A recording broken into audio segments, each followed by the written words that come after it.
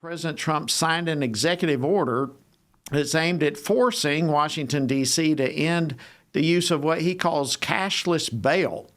He also signed an executive order tasking Defense Secretary Pete Hegseth to establish special units within the National Guard to address crime in other cities.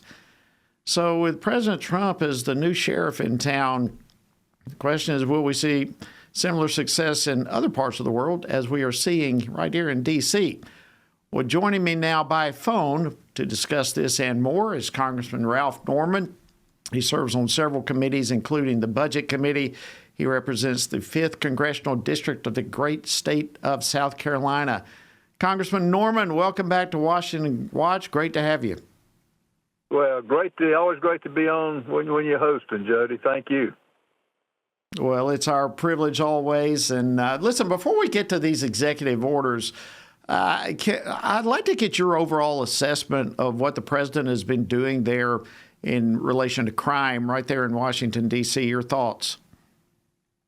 You know, what we're seeing, Jody, is a leader at every level. You know, what this man is doing, and I've characterized him as a phenom, because what he's doing, when we saw Joe Biden give, $1.4 billion cash to the number one sponsor of terror in Iran, and the president took him out with bombs, and everything else he's doing with the trade policies and restoring law and order is just unbelievable. And we've got him up for the Nobel Peace Prize with what he's doing to bring peace all around the world. But he's what he's doing is phenomenal, and he's bringing America back, and people are enthusiastic at every level, not just with the things he's doing, but new companies are opening up, particularly in South Carolina, because of his policies overall.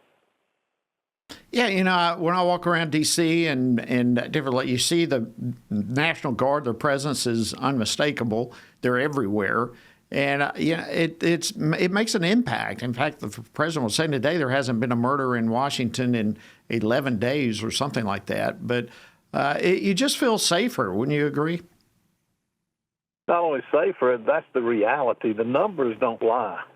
And, Washington has become a cesspool of just bad policy, homelessness. And, for us to have to debate this, I mean, they're the city that the leaders, the Mayor Bowser, wanted to have illegals vote.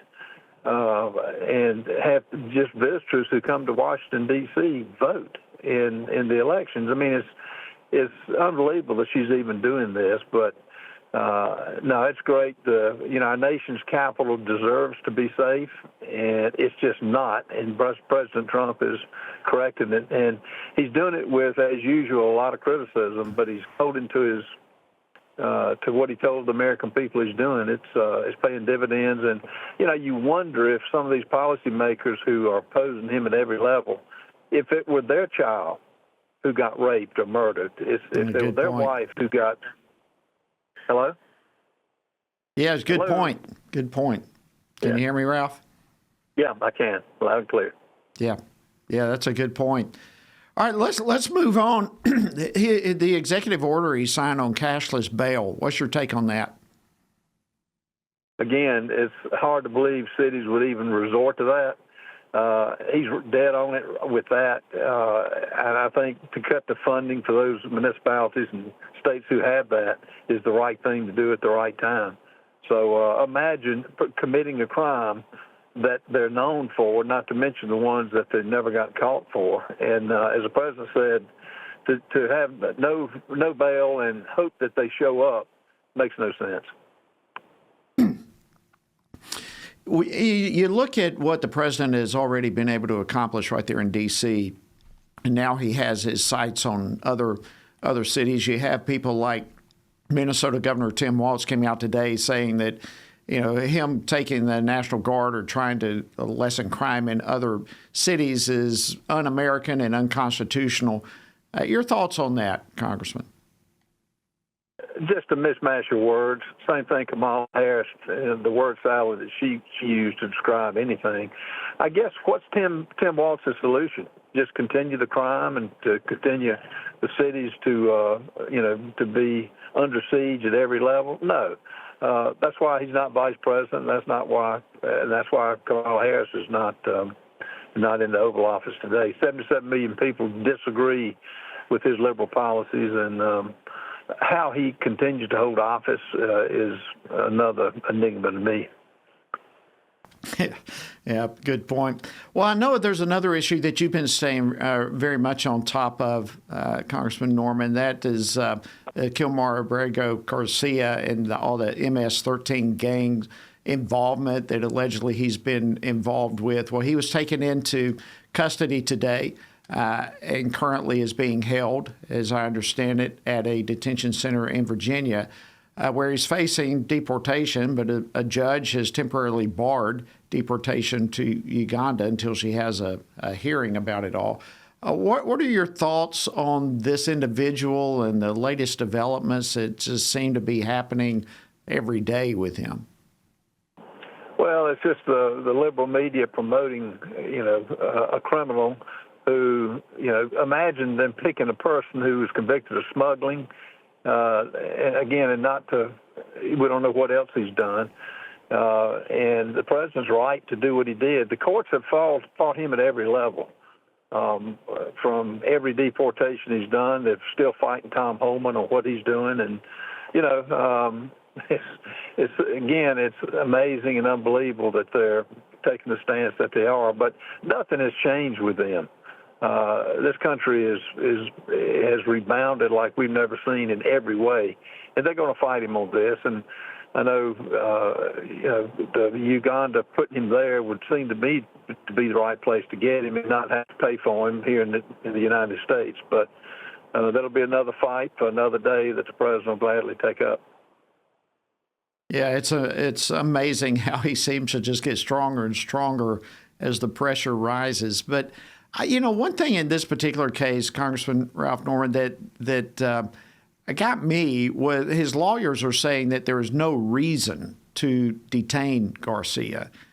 And I kind of scratched my head over that. This guy is a bad guy. What more reasons do you need than to hold someone like this?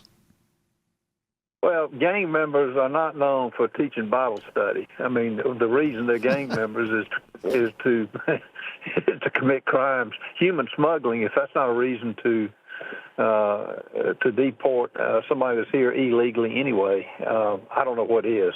But again, it's the same song that the media has been singing, and the judges have got to be held accountable at some point. And I'm just glad he's taking the fight to him. And the executive orders, I don't know of one executive order that he has not been right on and pro-American, and American people are excited about what he's doing.